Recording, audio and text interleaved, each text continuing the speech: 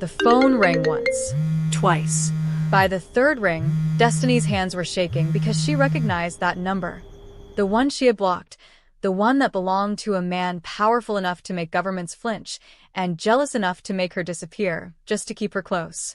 Somewhere across the city, Seo Junwoo stood at the window of his penthouse, jaw tight, watching the storm roll in, waiting for her to pick up. There is no Neither turning of them back knew now. that answering would set an empire on fire.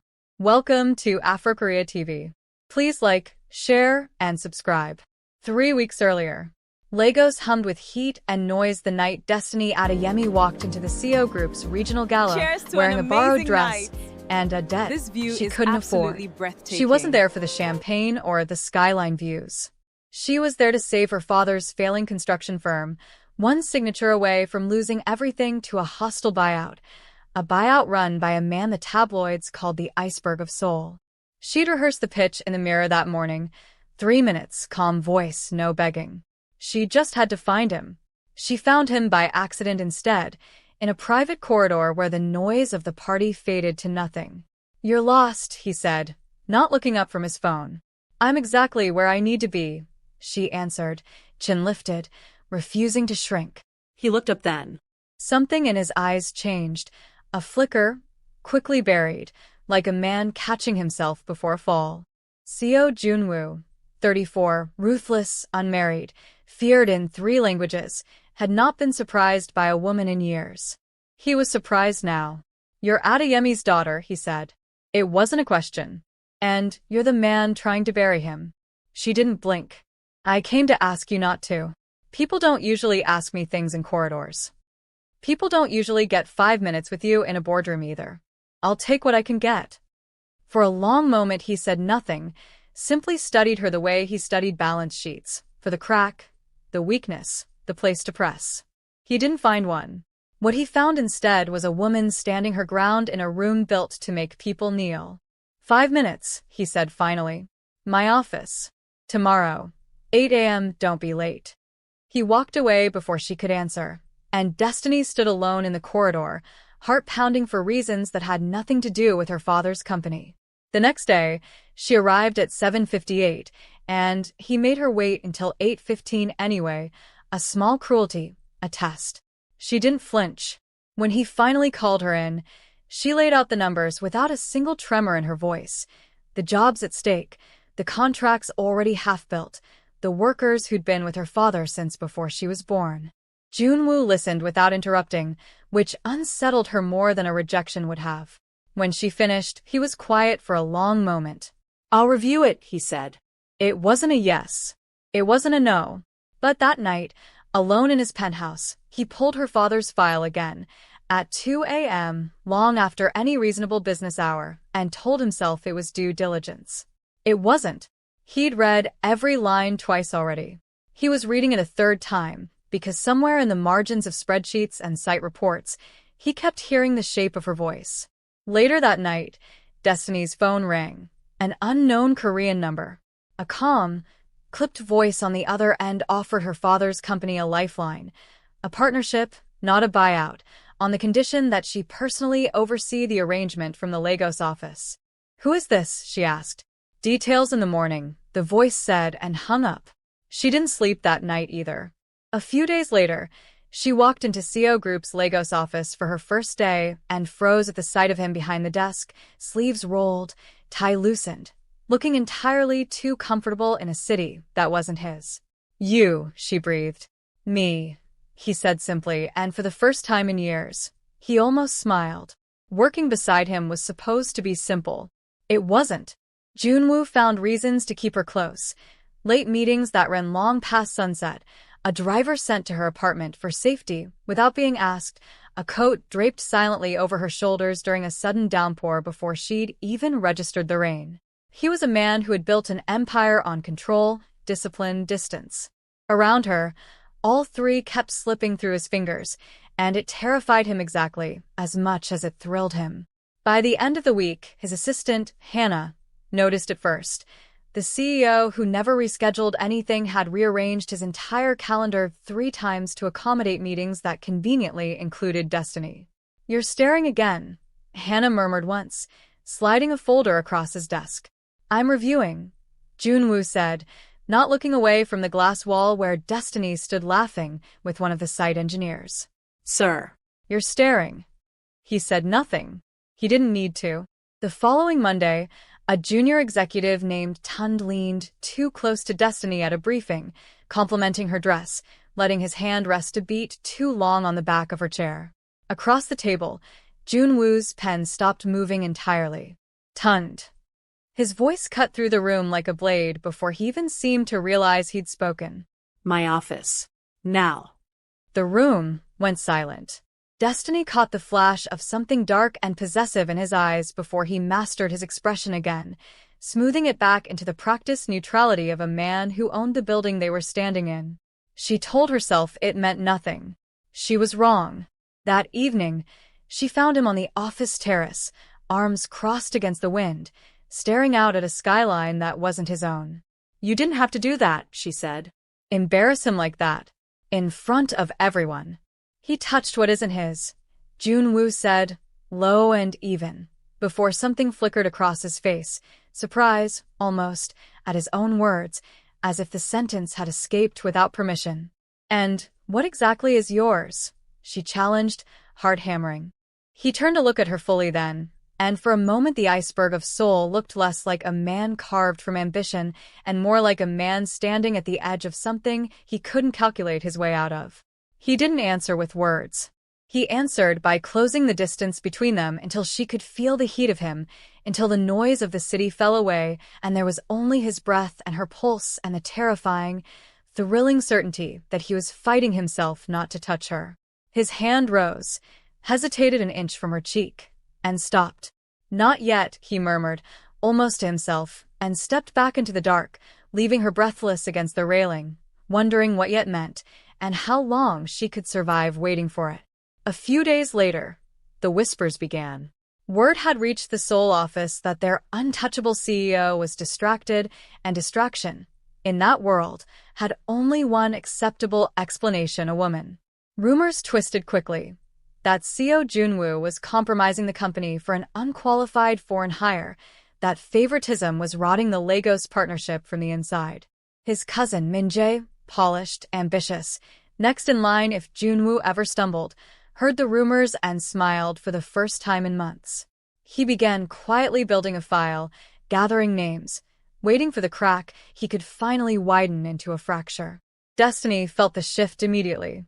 Cold stares in meetings that used to be warm. Doors that no longer opened as easily. A message from a blocked number that read simply, "Know your place before someone reminds you of it." She said nothing to Junwoo. She'd learned long ago not to hand her pain to anyone, not even someone who seemed to want to carry it. But Junwoo noticed anyway. He always noticed her. That night, he showed up at her apartment unannounced, uninvited, immovable, still in his office clothes, tie gone, top button undone. "Someone threatened you," he said. "Not a question. I can handle it. You shouldn't have to." His voice cracked on the last word, just barely, just enough for her to hear the man underneath the armor. "Do you understand what you've done to me? I don't lose control. I haven't lost control since I was 19 years old. And now I can't sit in a boardroom without checking my phone to make sure you're safe." Destiny's breath caught. "Junwoo. Say it's not just me," he said, closing the space between them again, hand rising to frame her jaw with a gentleness that didn't match the danger in his reputation. "Tell me you don't feel this. Tell me and I'll walk away right now and never bring it up again." She couldn't. The rain started outside, soft against the windows, and when he finally kissed her it was slow and searching, like a man memorizing something he was terrified to lose. She kissed him back with all the fear and hunger she'd been burying since the night in that corridor, both of them shaking with the weight of everything they'd been refusing to say out loud. The details of what followed belonged to them alone, a slow unraveling of walls neither of them had meant to build in the first place, a night made of trembling hands and whispered names, a closeness neither of them had words for by morning. The next morning, Destiny woke to sunlight and panic. This was too much, too fast, too dangerous. He was a man who could crush her father's company with a signature. She was a woman who couldn't afford to lose her heart on top of everything else. Every rumor, every cold stare, every block number threat came rushing back, and with it, the old certainty that men like him always woke up regretting nights like that. Convinced he'd rather forget than face what had happened, she was gone before he opened his eyes, a hurried note left on the pillow. This can't happen again. Junwoo read the note twice, then crushed it in his fist. For the first time in his adult life, the iceberg of Seoul felt something dangerously close to panic, and beneath the panic, a fury that had nothing to do with her and everything to do with whoever had made her believe she wasn't worth staying for. By that afternoon, he had already called off 2 board meetings to find her. He went to her apartment. Empty. Her office. Empty. His driver checked the airport out of sheer instinct before Junwoo snapped at him to stop. She wouldn't run that far. Not from her father. Not from everything she'd built. Finally, he found her at her father's construction site, overseeing repairs in the dust and noise, hard hat crooked, trying to disappear into work the way she always did when her heart got too loud to sit still with. "You ran," he said, stepping over rubble in a tailored suit that had no business being on a construction site, and somehow that was what broke her composure. The absurd, devoted image of a billion-dollar CEO ruining Italian leather shoes to chase her down through wet cement. "I had to," she said, not turning around. "You have a company to protect. A family name. A board that already hates me. I'm a distraction you can't afford, and after last night, don't." His voice was rough, closer now. "Don't tell me what last night was. Don't you dare decide that for both of us, and leave a note about it like I'm a business deal you're walking away from." She turned to face him, eyes bright with something she refused to call tears. "What was it then?"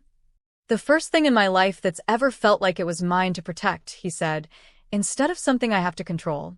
Don't you dare tell me what I can and can't afford. I've spent 15 years affording things I didn't want. I want this. I want you." He reached for her hand, right there in front of his own driver, in front of her workers, in front of anyone who cared to see the iceberg of Seoul melt completely for a woman half the board had already called unworthy. "Stay," he said. "Not because I need you for the company. Because I need you." She let him fold his hand around hers, cement dust and all, and something in her chest that had been braced for months finally, quietly let go. In the weeks that followed, they stopped hiding. They walked into meetings together. He stopped pretending the calendar changes were coincidence. Word reached Seoul quickly. The untouchable CEO, publicly, unapologetically devoted to Destiny Adeyemi, an African engineer's daughter with no family fortune and no patience for gossip. Min Jae watched his opportunity narrowing and decided to act before it closed entirely.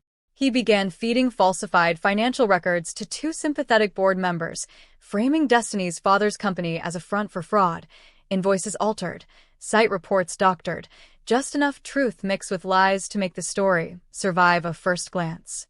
"It won't hold," Hannah warned Junwoo when the first document reached her desk. "But it doesn't need to hold. It just needs to buy him time." Junwoo's jaw tightened. "Then we don't give him time." But even his instincts, sharp as they were, couldn't outpace what Min Jae had already set in motion. One stormy night, the scheme escalated past paperwork. Destiny's car was intercepted on the coastal road on her way home. 2 black SUVs boxing her in under the guise of escort for a late meeting, a courtesy she hadn't requested and didn't trust for even a second. By the time she understood what was happening, her driver had already been paid off, and hands not gentle enough to be an escort pulled her from the back seat into the rain.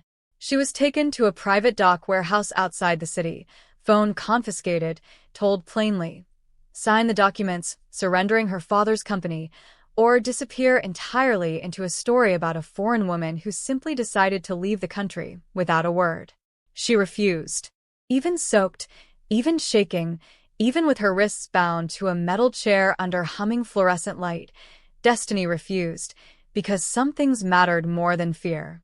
Her one act of defiance came before her phone was fully taken, a single message thumbed blind in her pocket and sent into the storm. Tell Junwoo. When the call reached him, something in Junwoo didn't break. It ignited.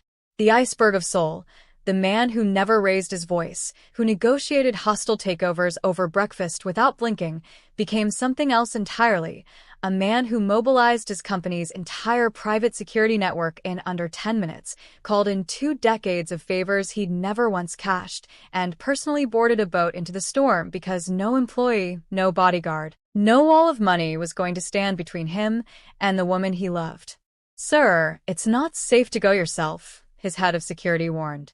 "Neither is what happens to him if I don't," Jun-woo said, and there was nothing left of the careful, controlled executive in his voice.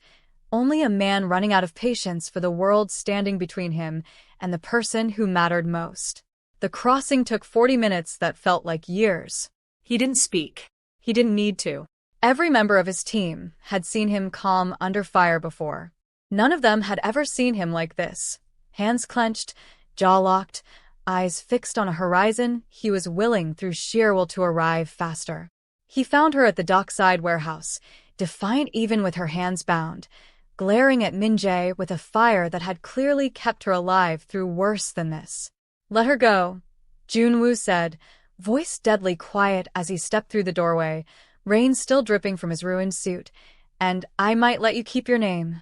Min-jae straightened, forcing calm he didn't feel. "She's nothing. A liability, wearing your judgment like a mask. I'm saving the company, cousin. Someone had to." "She's everything," Jun-woo said, and for the first time, the whole warehouse understood exactly how far this man would go, had already gone, to protect what was his. Security forces he'd summoned swept in behind him, fanning out with practiced precision. Min-jae's empire of lies collapsed in minutes. The falsified records were exposed by the very financial team he'd tried to manipulate, each doctored invoice unraveling under Hannah's relentless, quietly furious cross-checking from the mainland.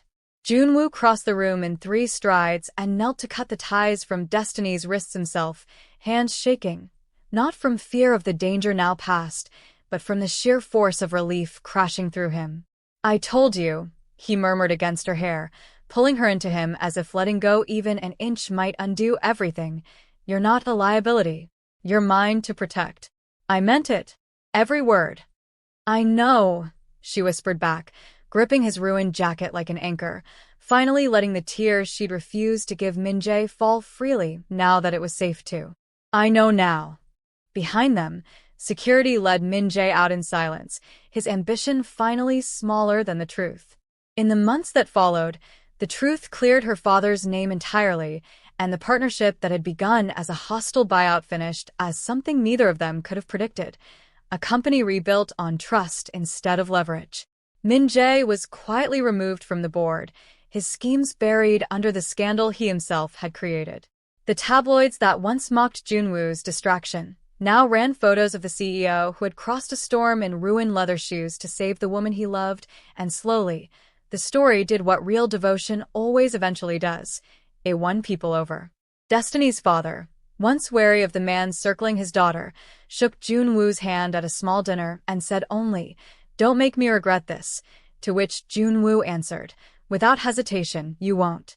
I'd burn down everything I've built before I let anything touch her again." Her father believed him. Everyone who'd seen that night at the dock believed him. On a warm evening a year later, Jun-woo brought Destiny back to the office terrace where he'd first admitted he was losing control. The same railing, the same skyline, the same wind. This time, he didn't hold back a single word. "I don't do half measures," he said, dropping to one knee, a small velvet box trembling, actually trembling, in hands that had once signed billion-dollar deals without a flicker in his grip. "I built an empire because I thought control was everything I needed. You taught me that the only thing worth losing control over is you. Marry me, Destiny. Let me spend the rest of my life proving I meant every reckless, jealous, terrified thing I've done to keep you safe and keep you mine." She said yes before he finished the sentence, laughing through tears, pulling him up by the collar of his suit to kiss him right there where it had all begun, and the whole terrace seemed to exhale with them. A year into their marriage, on a quiet morning in their Lagos home, sunlight pooling across the floor, the city already humming awake outside, Destiny pressed a small white test into Junwoo's hands and watched the iceberg of soul, feared in 3 languages, unshaken by boardrooms or storms or rivals, go completely and utterly speechless for the first time in his life. "We're having a baby," she said softly. He didn't answer with words. He answered by pulling her into his arms so gently, so reverently, that she felt every ounce of the love he'd once tried so hard to control, now finally, fully, unafraid to be known. Outside, the storm that had once threatened to tear them apart was long gone. What remained was quieter, steadier, and entirely theirs. If you enjoyed this story, don't forget to like, share, and subscribe to Afro Korea TV for more.